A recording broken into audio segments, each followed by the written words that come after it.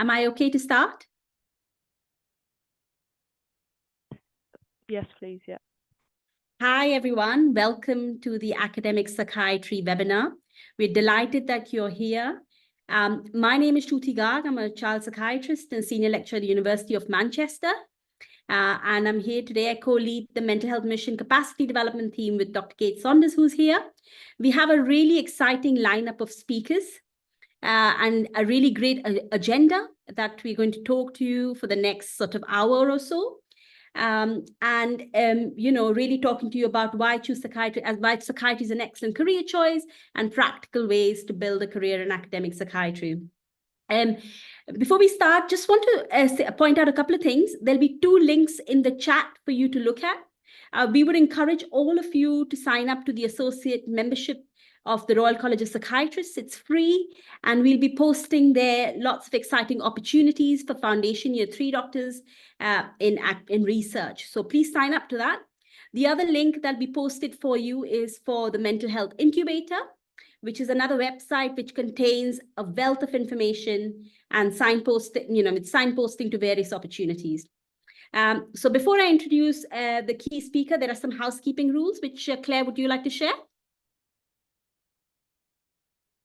Oh, yeah, I can share them. Please keep your video off unless you're speaking. If you like, keep your microphone muted. And if you lose connection, log back into the session as soon as possible. If you have any comments or questions, please put them in the chat. My colleagues will put them together and group these questions, and we'll put these questions forward to the panel. We'll also have certificates that we'll provide to you for attendance. Okay, so with that, I'd like to introduce first our first speaker, Professor Subodh Dave, who's the Dean of the Royal College of Psychiatrists, and he's the Deputy Director for Undergrad Medical Education and has an academic interest in workforce and health inequalities with publications in co-production and social justice and medical education. So a very warm welcome to you, Professor Dave, and please share your slides and have a presentation. Thank you. Hi, Shruti. I'm audible? Okay, thank you for the kind introduction. I think it looks like I'm going to have a little bit of a difficulty sharing my slides. Let's see if this works. Is that visible? It isn't at the moment. No, not yet. Can't see them slides yet, no. Okay, I thought I'd shared my entire screen, which I thought should have been. Okay, well, let's see. That should work, hopefully. Yeah. I think we'll probably get there in the end. Right, yeah. That should be visible. Is it? Yes. Brilliant. Okay, well, thanks for inviting me, Shruti, and thanks for the kind introduction. Well, I know there are a few of you already logged in, and I'm a psychiatrist. So I'm going to start by doing a little experiment. So let's spend a few seconds trying to think of how you're feeling right this moment, So some of you will recognize that this slide is from the movie Up, which talks about feelings. And I want you all to kind of just focus on your feelings. And if you feel up to it, just feel free to put that in the chat window as well to see how you're feeling. Now, what's feelings got to do with academic psychiatry? I think, well, the point I wanted to make to you all is that psychiatry is that branch of science, not just a branch of medicine, but a branch of science that is really at the cutting edge, asking very big questions. And I'll feature all those big questions in a minute. But this is one of those questions, So how do we as human beings recognize what feelings are? We're able to feel them. How do we label them? How do we get those feelings? How do we? Just this morning, somebody wrote to me saying that they were absolutely a trainee wrote to me because they've been reading up about the war in the Middle East and the horrors perpetrated on the hostages and the famine and all of that, and how it was making them feel. How does something that's happening thousands of miles away actually produce a biological change within you? How does that produce an emotional change within you? How does that then change your behavior? These are, in a way, very obvious questions because it's a very human experience. All of us have had them. But these are exactly the kind of questions that psychiatry is interested in. not merely as an academic exercise, which it is, of course. So academic psychiatrists are constantly looking to answer these questions. But even at a clinical level, even as a clinician, you're trying to answer those questions each day, every day in your practice. And so, welcome to the Royal College of Psychiatrists. And so, when people choose psychiatry, they are choosing to enter a branch of science, a branch of medicine that is asking these big questions. I just wanted to say a little bit about me. So, I think I grew up in Mumbai, and I just discovered today that Shruti and I were both in the same from the same medical school. I was obviously just like 1 year ahead of her. No, I'm joking. She's way younger than I am. Um, but this slide is not from my medical school. This is very close to my home, and it's a textile mill in Mumbai. And the reason, again, you'll ask, well, what's the connection between a textile mill and psychiatry? Well, there isn't really. I think this is the time when, and yet there is. I think textile mills were closing down. You can probably look at the slide and see that it looks like a defunct textile mill. And what I experienced when I joined psychiatry in Mumbai was the poverty that it brought about, the unemployment that it brought about, and the increase in mental illness that happened at the time. Now, I didn't know this at the time when I joined in as a medical student and joined as a psychiatry trainee. But now I know that the evidence linking poverty, linking polarization in wealth, and health outcomes on a range of mental health outcomes. But you can see on the y-axis that it's not just mental health outcomes; it's also physical health outcomes. Is very significant. And again, I think it's psychiatry which is interested in these kind of questions. How does poverty, how does unemployment, how does that contribute to this level of mental illness? And now we know this, right? Martin Marmot has in this work that if you have more than 4 adverse childhood experiences, you know, your risk of mental illness increases significantly. Your risk of physical illness increases significantly. How does that happen? What are the intermediary steps that lead to this happening? And also, what are the protective factors? Because not everyone who experiences those adverse childhood experiences ends up having these adverse outcomes. And so, for me, I think why did I choose psychiatry? I did not know this at the time. I think I chose psychiatry because, well, mainly because I was fascinated by the mind body question.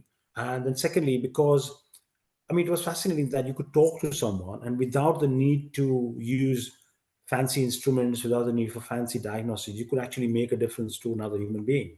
Now, of course, I know that that is not an accident.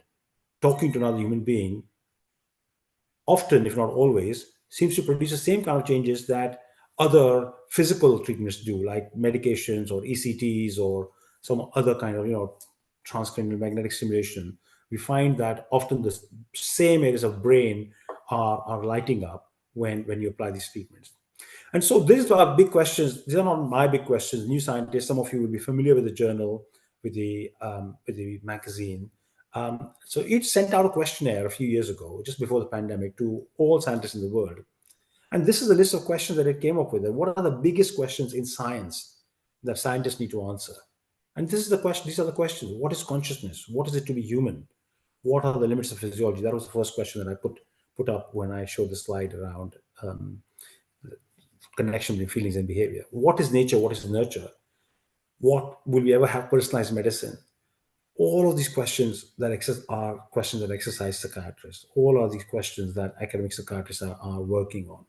So for me, I think as a dean, my role is to actually design curricula to kind of set standards for each and every single trainee in the UK and also increasingly in the world, because many international trainees are taking our exams. And I think what we're finding is that when you've done that, you want to make sure that the high quality, the high bar that we set is maintained. And now that's what we've done. Last year, we introduced a new curricula, which talk about 2 big lenses. One is personalized care, person-centered care. How do we personalize the care that we provide to individuals? Just now, coming straight from a meeting with the Rainbow SIG special interest group of the college, and they were wanting to know how are our trainees learning to personalize the assessments, the treatment they offer to people from diverse backgrounds. The same thing applies to people who have different genetic makeup, the people who have different upbringing. How do we make sure that we're not blindly applying the same NICE guidelines or the same protocol to individuals, but actually personalizing to them? So this person-centered medicine, this precision medicine, is a big thing in psychiatry. And the second big lens we have is that of public mental health, which I think is again a big area of research and academic activity. I think, well, how do we make sure that the efforts that we engage in as clinicians, as academics, benefits not just one individual patient, but entire populations? And I think there's a lot to be learned around prevention. There's a lot to be learned around population health and data. And I think data intelligence and digital psychiatry, including obviously generative AI, are big elements that are coming into psychiatry. So that's where the future is. And I feel that all of you who are on the call seem to be interested in academic psychiatry. And I hope that some of you will produce answers to the kind of questions that not I, but New Scientist has posed. And which, but these are the questions that I ask myself every day of my clinical work. At least one, if not many of those 6 questions pops up in my working life. So get in touch. That's just a little plug for my work that I'm doing. Just a reminder that in all this we do, we must make sure that we look after ourselves. So I'm a trustee with Doctors in Distress, and whether it's academic psychiatry that you pursue, or whether it's clinical work, or indeed managerial education, wherever your journey takes you, make sure you look after yourself and that you have fun while you do it. And that's another thing that I think the Royal College of Psychiatrists specializes in. We take care of our people, and the college is a small family. So I'm going to stop there and stop sharing. And back to you, Shruti. Oh, thank you so much, Professor Dave, for that excellent talk. I'm sure there'll be questions which we'll put to you later on in the end of the webinar.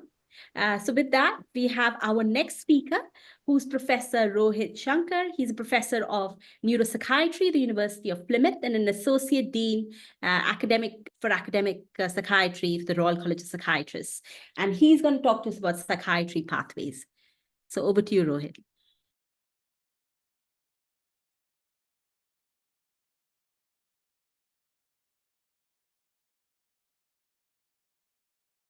Sorry, was trying to unmute myself there. Yeah.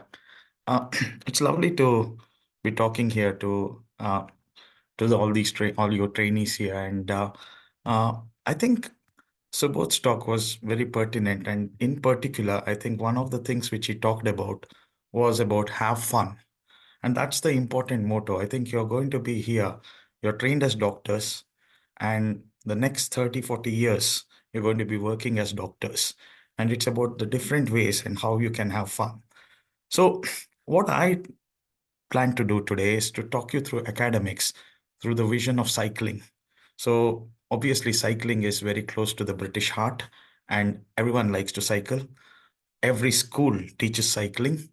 And I think the biggest issue is about how much do you want to cycle? So people like me, we get on a cycle once every Easter holiday sort of thing now and then.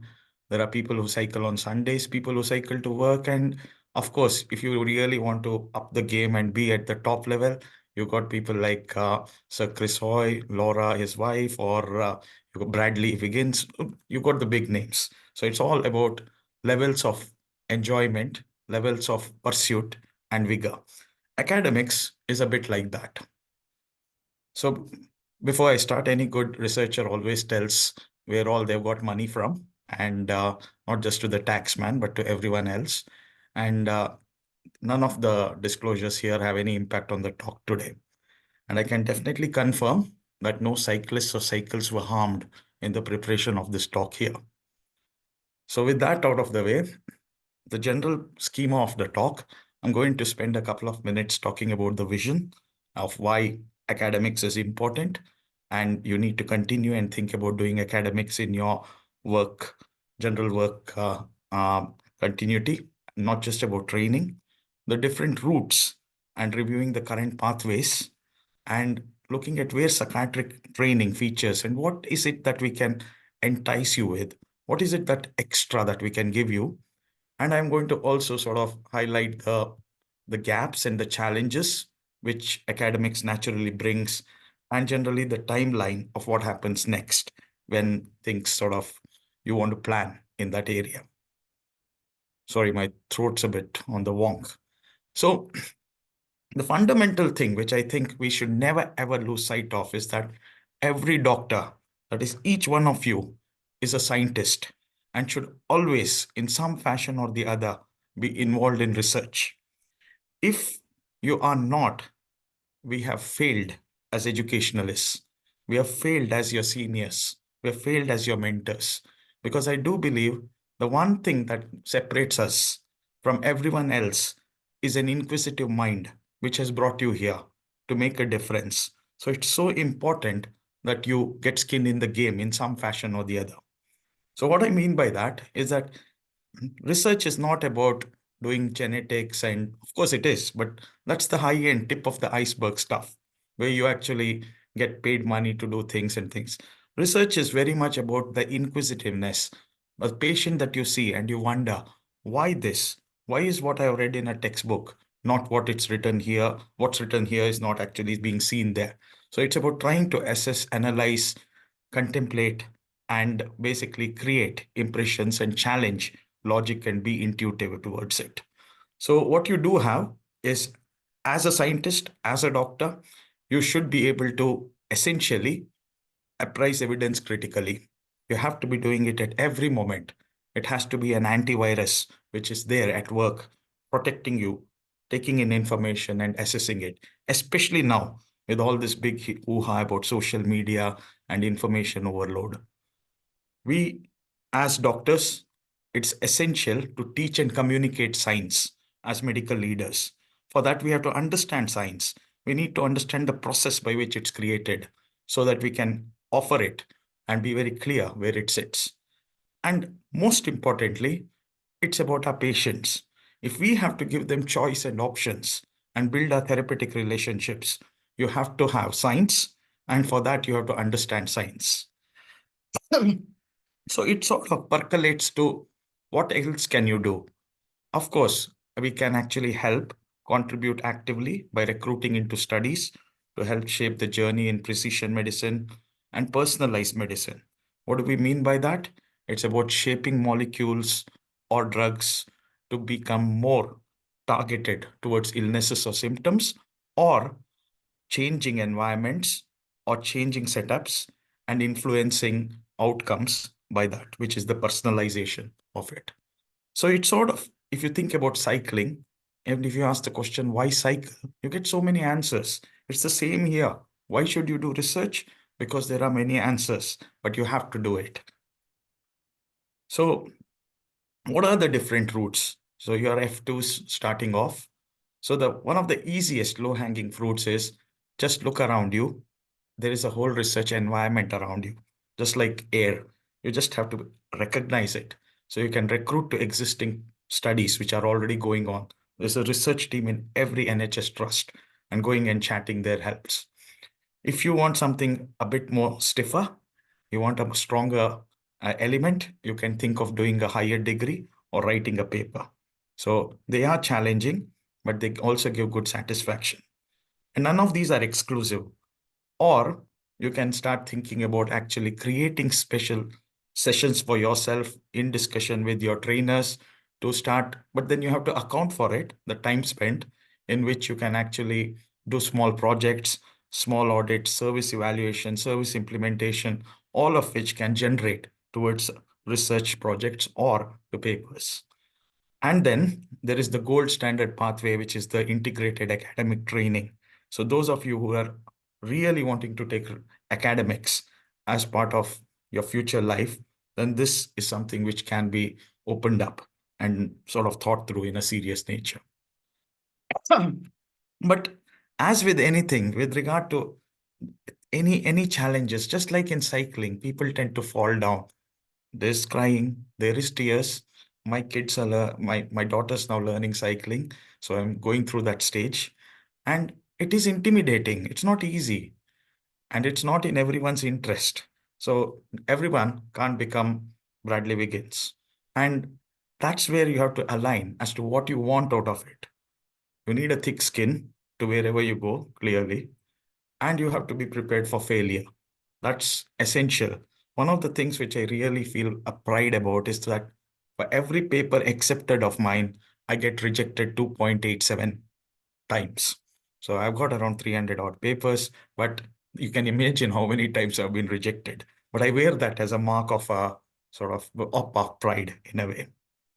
And then let's talk about academic clinical fellows and lecturers. So this is basically a very competitive scheme across all specialities, and it's got around 400 places a year.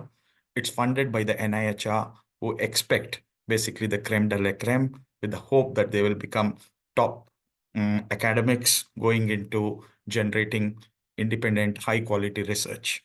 And the duration for that, and this is where it's really challenging, is that they fund 25% of the time for 3 to 5 years. But what it doesn't take away is your normal clinical work. So the idea is that you will be doing your normal clinical work in the 75% of time.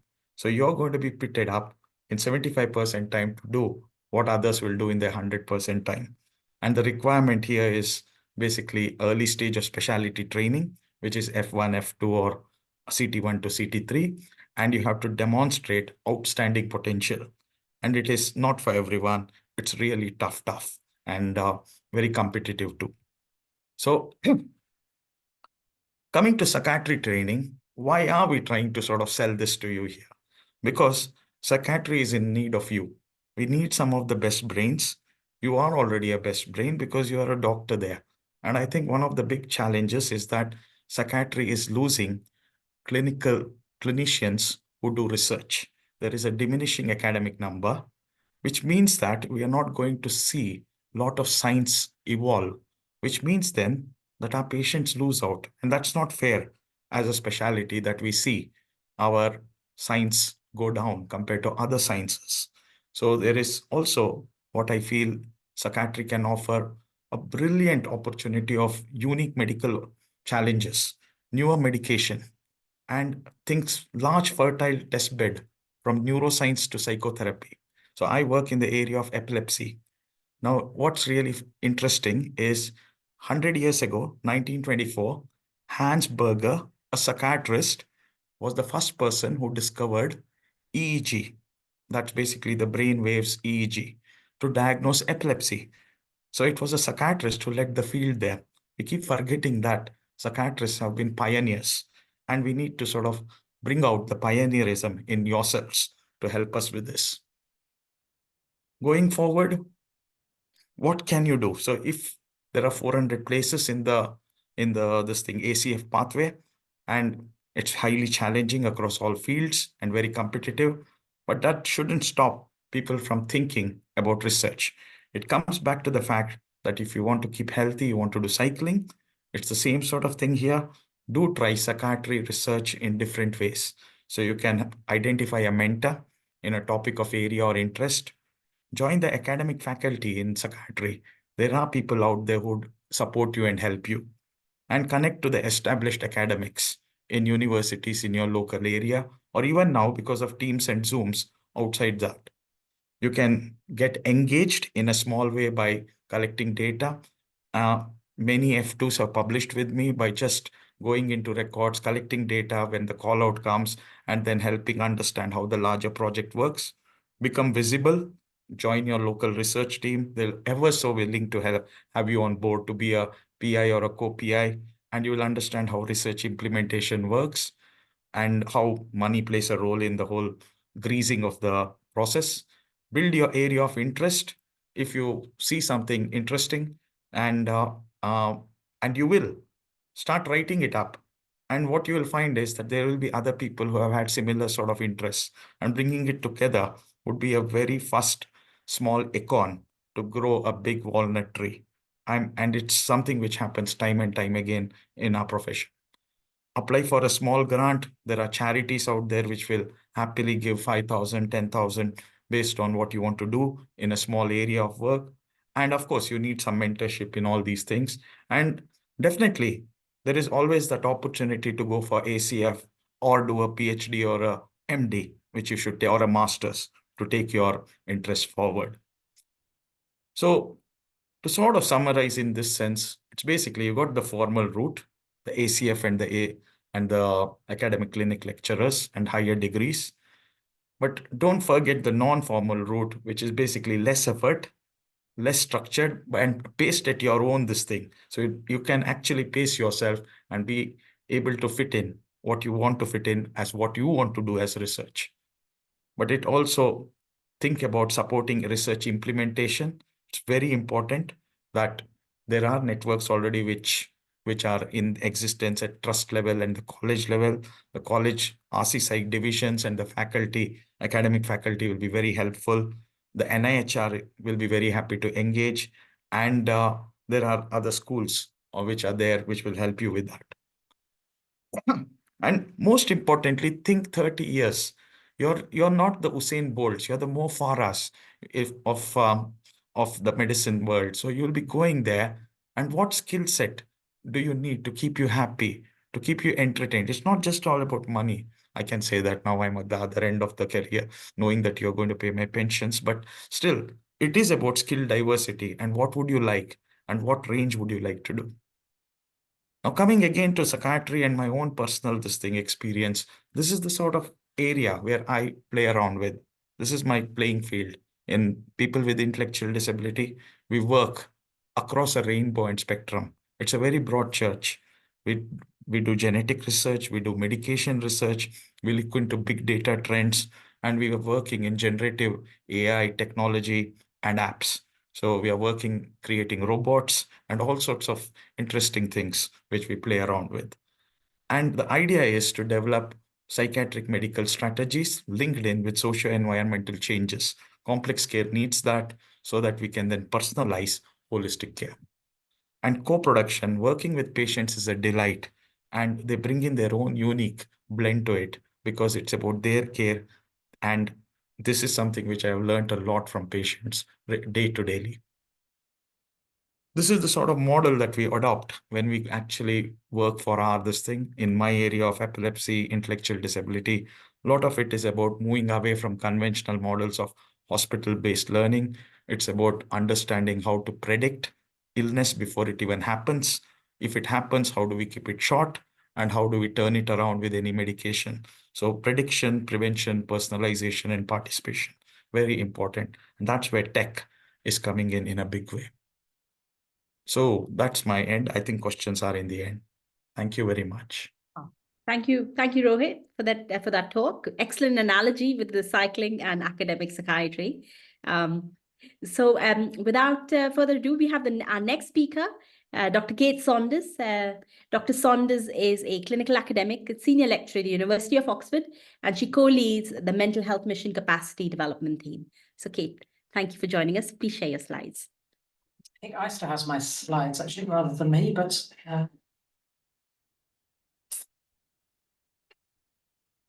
it's not. Sorry, I sent them through, so let me.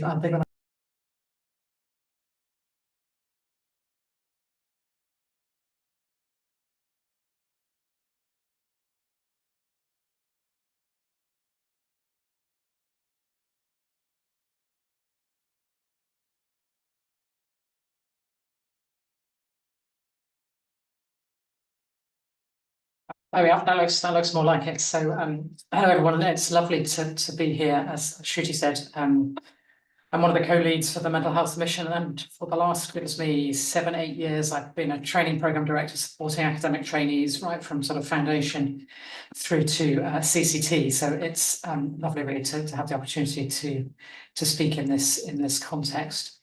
I wonder if we can move on to the next slide. I think a lot of what's already been said, Rohit has said a lot of what I was going to say, should I say, really, but I don't think we can underestimate the importance of actually doing things you're interested in. And I think if you're thinking, well, I'm not quite sure what to do, actually just step back. What are the things that motivate you? What is it about the specialty that's got you interested in the first place? What are the interesting clinical conundrums, or indeed educational, because of course that forms part of research as well, doesn't it? That you're interested in, because actually, if you're going down any aspect of the clinical academic pathway, be that formally or informally, it's hard work at times, and actually that motivation is very much driven, I think, by interest. And so, actually, having that confidence to set out and say, what is it I want to ask? What is it? What is it I'd like to understand more? My doctorate was all about distinguishing bipolar disorder and borderline personality disorder. No one in my department has really done any research in involving people with who'd been given a diagnosis of personality disorder, but actually it was something I was encountering all the time clinically, and became something I felt was worthwhile researching. I was fortunate to be supported in that, but I think my motivation around that was very much driven by the fact it was a question that I was interested in and wanted to answer. So I wonder if we can have the next slide. Wonderful. This is the sort of complexity of the mess of the formal training pathway. I'm sure you're familiar with this, but of course there are academic opportunities at every level, and it's often presented in this way, with a sort of a bit of a linear progression, really, where you might do an intercalated degree in medical school, get onto an academic foundation program, get into an ACF at core training, then an AC, do your PhD, then into becoming a clinical lecturer. Of course, the reality is very, very different. I know very few people who've actually kind of gone down this pathway in a linear fashion. It's much more likely that people will do aspects of this and then go back into their clinical training full time, and then perhaps pick up a research interest at a later point. And I want to encourage all of you really to see it in that way, that these are things that you may come to at different points in your training, and there is no one kind of correct way of doing that. I think probably of the panel, we've all done our academic work at different times in our careers, with different kind of journeys along the way. And I think it's important, I think, to hold on to the diversity of ways that you can come into this. The other, I think, important thing, and Rohit, I think, has already highlighted this, is there are many ways into academia, and they're not always about getting a PhD and being a formal clinical academic. I would entirely agree with him that actually all doctors have academic interests as part of what we do. And, I think there is an argument that we need to reframe a little bit of the nomenclature around this, because there are lots and lots of people involved in academic work, but wouldn't be, like perhaps, Shruti and I, employed by a university formally. But those colleagues are just as valuable and doing such important work from the clinical perspective. So when we talk about clinical academia, I think it needs to be a very inclusive and diverse kind of set of criteria that brings all those people in.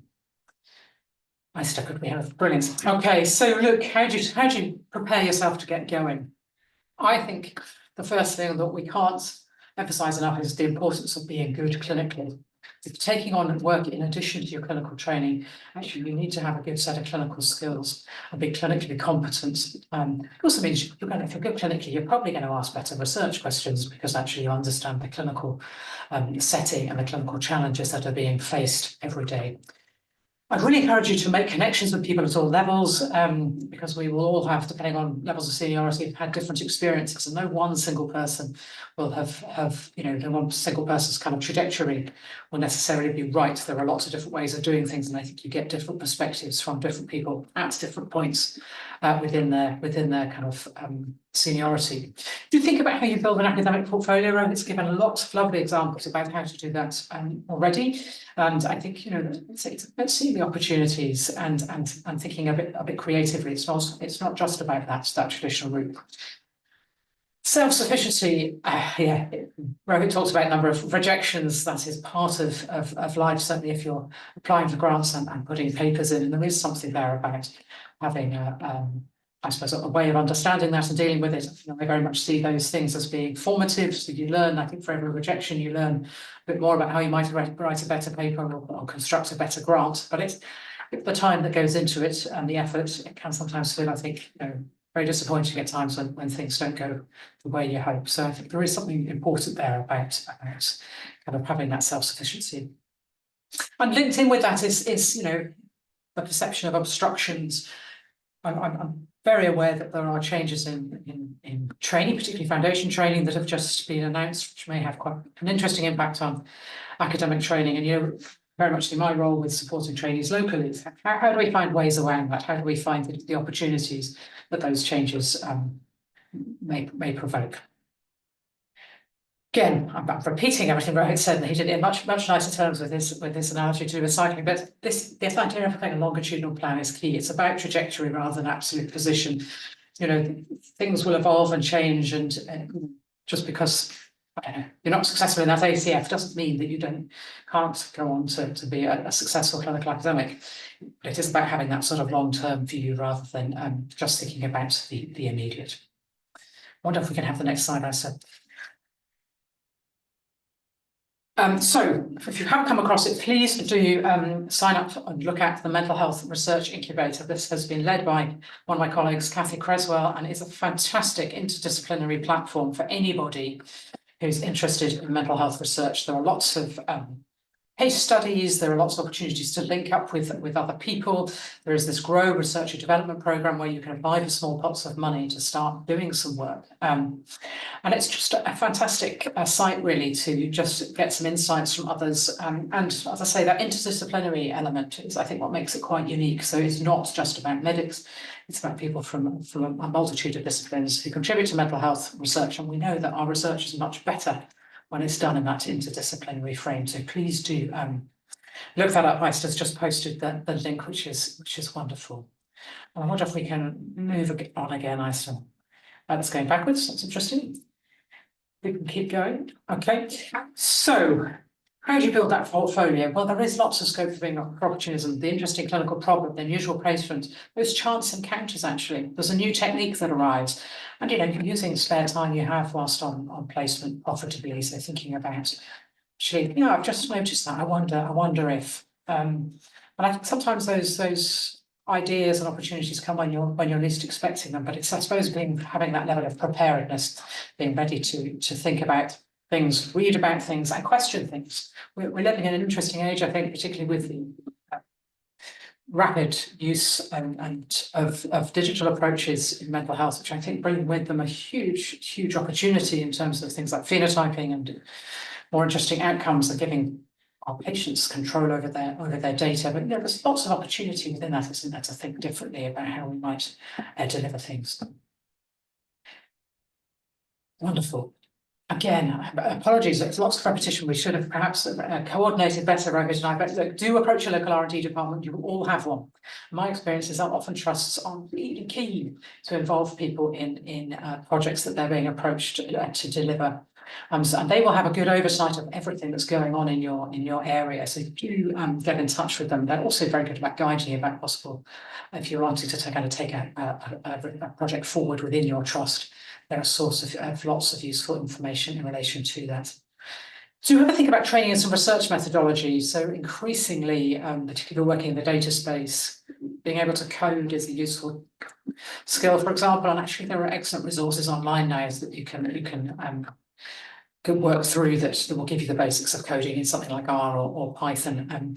Because actually, if you've done a bit of training, you can then bring a skill set to any research group that you might join, and that is hugely useful. Actually, that if you can bring something to contribute from the outset.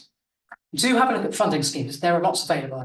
This is an example from the college website of some of the earlier career funding that's there. So do get familiar with them, because some of them have quite specific requirements and are targeting very specific kind of groups of trainees.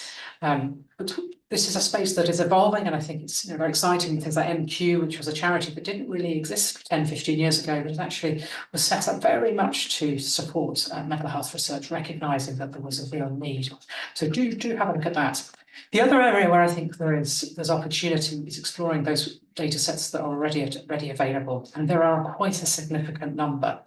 Many of them are you're able to use without payment. You may have to put in a formal application, but actually they mean you can get going with answering some questions without having to do the primary data collection, because that can sometimes be quite burdensome. But actually, if you're interested in getting involved with things like the APMS, the Adult Psychiatric Mobility Survey, great data sets. Actually, that's sort of research assistant who was interested in ASD and personality disorder and has done some secondary analysis in that context. And it has produced a lovely short paper as a result. So do explore some of those things as well.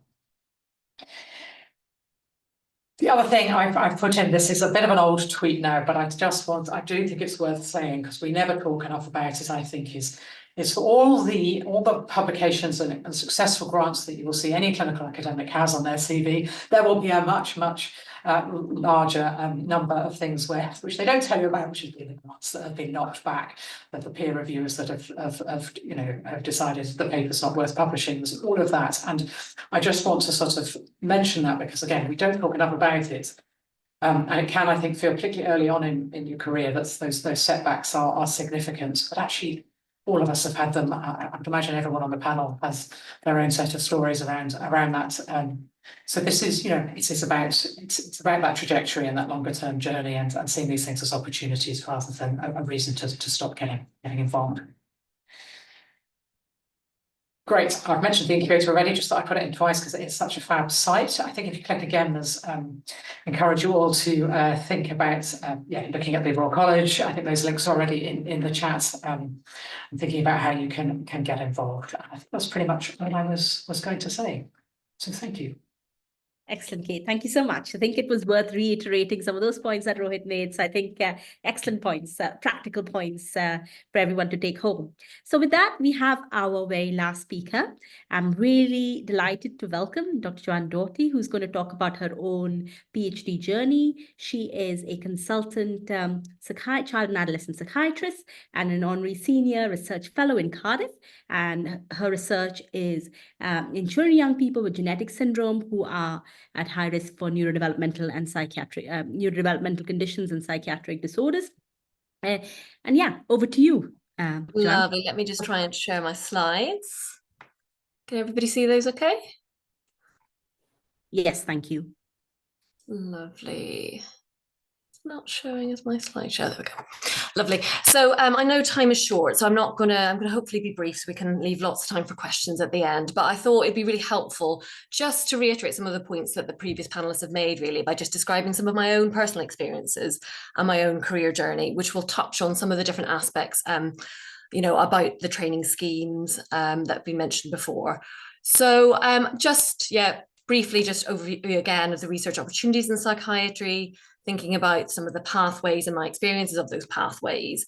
Like to end with some hints and tips, and really then it's over to you to ask questions of the panel that may have arisen as we've been speaking. So we're really fortunate in psychiatry. We're a very academic discipline, and that doesn't mean that you have to be a formal sort of academic and a formal training path, but there's so many opportunities to find out about what's happening in this rapidly evolving field. So there are taster days and weeks that I know some of you have been on.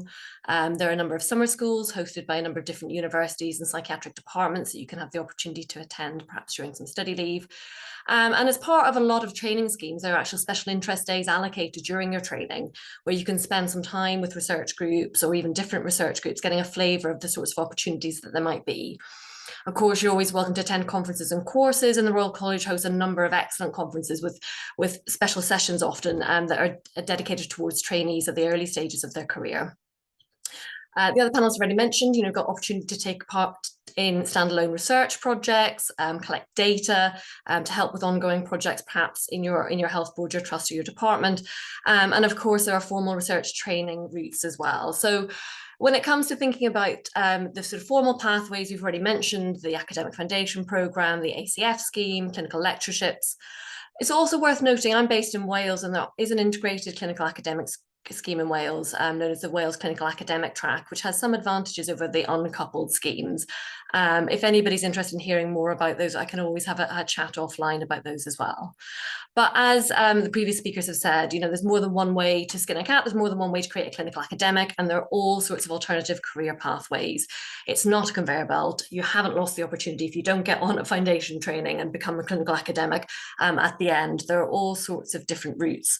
And most of us, I would say, have had quite a circuitous and scenic journey to our final destination. So with that, so thinking about my career journey, so I started medical school way back when in 2000 at the beautiful Christ Church in Oxford. So I was fortunate during my undergraduate training to really get involved in a reasonable amount of research. And as part of that, I did a BA in physiology, which integrated into that was a project looking at fMRI and studying chronic pain. And this really opened my eyes into, the potential of research to really look objectively at what are quite subjective human experiences. And although I didn't want to go on to become an anaesthetist or a specialist in pain, it really opened my eyes to the opportunities in psychiatry of using tools such as neuroimaging to try and understand these disorders.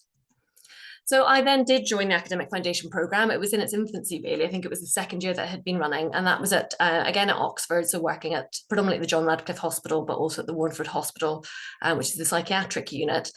And as part of that, I had the opportunity to take part in another neuroimaging study looking at diffusion imaging in patients and children, in fact, with obsessive compulsive disorder. And that led to an application for an academic clinical fellowship, which was successful. However, partway through that academic clinical fellowship, my research interests have changed a little, and I became quite interested in genetics, and in particular understanding why some young people seem to be at particular high genetic risk of developing neurodevelopmental and psychiatric disorders. So I moved from Oxford to Cardiff to join this integrated scheme that I mentioned previously, the WCAT scheme. While I was on the WCAT scheme, I applied to the Wellcome Trust for Clinical Research Training Fellowship to fund a PhD project, and that was studying children with a rare genetic disorder known as 22q11.2 deletion syndrome. And I used a range of imaging techniques to try and understand why these children have such high rates of ASD, ADHD, and schizophrenia. That led to my PhD, and at the end of my PhD, I entered CAMS higher training. And at the end of a very, very long period of training, I eventually CCT'd in 2022. So if we look at that trajectory, that's 22 years of training. It's a long haul. I think the analogy with cycling is a very good one. It's a Tour de France rather than it is a track sprint. So what am I doing now? Well, I've got quite a range of different interests, and I've really, through my career, developed, I suppose, like a lot of us, a sort of portfolio of different interests that really means that what I'm doing in the clinic is relevant to what I'm doing academically, and sort of vice versa. So I'm a consultant child and adolescent psychiatrist. I specialise in children with intellectual disability. So I provide medical input to a service specialised for looking after children with moderate to severe intellectual disability. I also am a psychiatrist with the All Wales 22q multidisciplinary clinic, so providing holistic care to patients with the specific genetic syndrome. And we've also recently established the first psychiatric genomics service in the country. So that's the All Wales Psychiatric Genomics Service, which is hosted at Cardiff University. And I'm the CAMS consultant who provides input to that team. I'm also an honorary senior research fellow, so I've got ongoing research projects at Cardiff University, still focused on children with high genetic risk syndromes, but looking for final common pathways across a range of genetic risk syndromes. And I'm actively involved in lots of teaching, both undergraduate and postgraduate. I'm also involved with a project with Genomics Education England to try and develop educational resources for psychiatrists. Genetic testing is becoming more commonplace in psychiatry, and we're trying to develop resources to try and help clinicians to try and understand when it might be indicated. And I do lots of committee roles. I do some work with Royal College of Psychiatrists and Royal College of Paediatrics. And it's fair to say that although I am very, very busy all of the time, I'm never, ever bored. I think that's the beauty of psychiatry and the beauty of academic psychiatry is you've got so many opportunities to do such a range of different things. And, you know, if you can get things just right and follow your interests, all of these different facets, I suppose, interlink so that you've got a really very, very interesting career, but with a sort of focus on what your interests are. So Kate alluded to this. Now we talk about, you know, here's my lovely career journey. I got on this pathway and then this pathway. And what we don't talk enough about are all the rejections. So what I've tried to map out on this timeline is on the top, some of the sort of negatives that have happened is sort of from a career perspective, you know, rejections for fellowships, rejections for grants, paper rejections, but also bearing in mind that we're humans and we have lives outside of work as well. So, you know, along my training path, a number of different life events happened, got married, had children, long period of illness, multiple house moves, city moves, bereavements, COVID hits in the middle of data collection. So all of these things will have an impact. No one expects you to be a robot and expects you to be a machine. We all have things that happen in our lives at different stages, both in terms of our personal lives, but also in terms of our careers that can provide setbacks and maybe make us change direction a little bit as we try to balance work and life. So more sporting analogy. So marathon, not a sprint, a Tour de France, not a cycling sprint. So, you know, from a work perspective, it's very tricky to balance clinical and academic commitments. It's difficult to have rejections, but it's commonplace. You know, we've all experienced it, and sometimes it's what bonds us, discussing some of our difficult times as well. And we have lives outside of work. So my hints and tips would be to get some hands-on experience early, really to find out if academic medicine is for you, if you enjoy it. It's really important that we enjoy what we're doing. You know, we're going to be a long time in our careers and there will be tough times, but if you enjoy the work, you are interested in what you're studying, then that makes those difficult times much easier. Talk to different clinical academics at different career stages to get their perspectives. We'll all have slightly different experiences, different journeys, so try and get a range of views. Mentorship is crucial. I've got a number of different mentors who I've encountered through various stages of my career, not all psychiatrists and not all academics, but they've provided lots of really sound advice when things have been tricky. I've mentioned focusing on things that really interest you and having things that enrich your life outside of work, be that sport, theatre, drama, art, whatever it is, something that it enables you to have a distraction from the tough times in work. And make sure you take regular breaks, make sure the laptop is off, make sure the phone is off, and so that you have some quality time with your families as well. And expect rejection. It's just part and parcel of what we do. And importantly, if you're keen to continue in the career, never ever give up. There are always opportunities out there. It may not be what you'd mapped out when you were in your 20s, things might be very different, but continue your interest, there will be a way. That's all I had to say before we move on to the Q&A, but I hope that's inspired some questions from the participants today. Thank you, Joanne. That's excellent. Really candid, your experience, PhD journey. Thank you for sharing that. So yeah, just I don't know if there are any questions. I can't see any questions in the chat. If people have any questions, feel free to put them in the chat. Please, can I remind you again to encourage you to sign up to the associate membership of the Royal College. It's free, and we'll be posting lots of exciting academic opportunities there with the Foundation Year 3 post, for instance. Dr. Saunders already shared the Mental Health Incubator. Again, you can sign up to that and receive their newsletter. Okay, so thanks. Joanne, would you stop sharing so we can have all the panel members? If you've got any questions, like I say, please feel free to post. Okay, so we've had one question, so I'm going to read it out. This is from Jess Morris, and she's asking, she was wondering what a typical week might look like, how accommodating employers are allowing you to build your time around clinical or research commitments. So yeah, I don't know, perhaps Kate or Rohit, would you like to answer that, perhaps? I suspect we've all got a slightly different answer, would be my guess. I think so.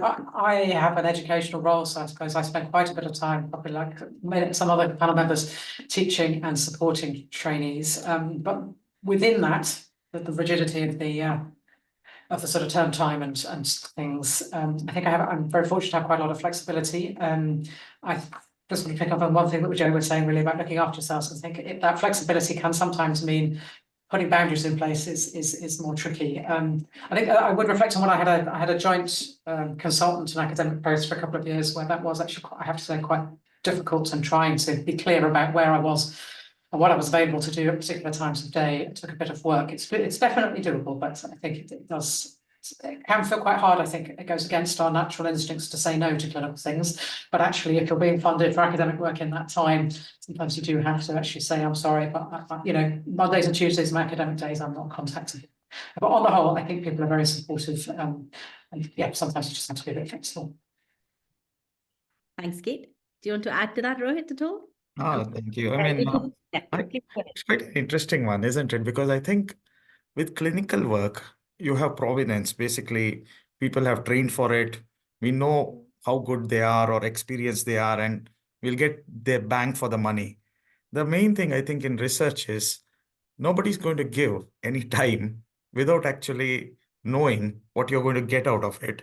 So it's sort of an investment at times. So if somebody has published in medical school or done some work, I would be, or the team would be more willing to actually accommodate a bit more time. Whereas somebody comes along and says, I want to try a handle on that. You think, why you? Why not somebody else? So I think there is all these things, and it is about the proof of the pudding is eating it. And I think I can dare say, I hope I'm not the only one, but everyone on the panel here, we've all spent evenings, nights, writing grants, writing papers, because there is a sadomasochistic element in research where it all builds towards a climax. Whether you're on a holiday or not, you have to submit your grant, you have to do things. And I think to some degree, even in your training, there is that expectation that you're just going to help move your research alongside your clinical work without any extra added time or anything there. But it is about, I think, building relationships very importantly, because I think if relationships are built, that will give flexibility and opportunity. Thank you. Okay, there's another question here. What is the process for applying for an ACF? So you will apply as a core trainee. Usually you apply separately from the application to core training, and those interviews are usually earlier than core training. But you will need to clinically benchmark, I think, which is important. So HEE, NHS England as it will be, it's now run that process. Yeah, so look out for the adverts. ATS are NHS employees, just to mention. Academic clinical lecturers are employed by higher education institutions, so that sometimes throws people because they're expecting something to appear in the NHS space, and it's actually a university appointment. I don't know if others have anything to add to that, but usually we're shortlisting and interviewing locally, but we'll be the same across the country, sort of November, December time, to start the following August. And just that the process in Wales is a little bit different. It's a slightly different scheme. So it's coupled. So generally the training is from the point at which you enter right through to CCT, with a 3-year PhD sort of built into it, which is one of the benefits. There are some disadvantages as well, but just keep an eye out for those ads separately as well. And I think the same would be true for Edinburgh. It used to be, certainly anyway, for the Scottish schemes. Okay.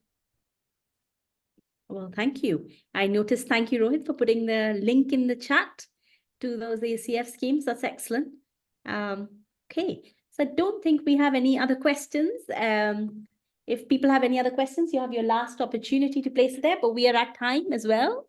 So yeah, so with that, shall I like to just extend a warm, just say thank you to the panelists for joining and for your excellent talks. And thank you to everybody on the webinar for joining. We will be sending out certificates to you, and I hope that some of you who've been successful at securing research taster weeks, I hope you enjoy them. So thank you very much, and thank you for joining today. Bye-bye. Bye. Thanks, Ruthie. Bye, everyone. Thank you. Oh, thank you so much.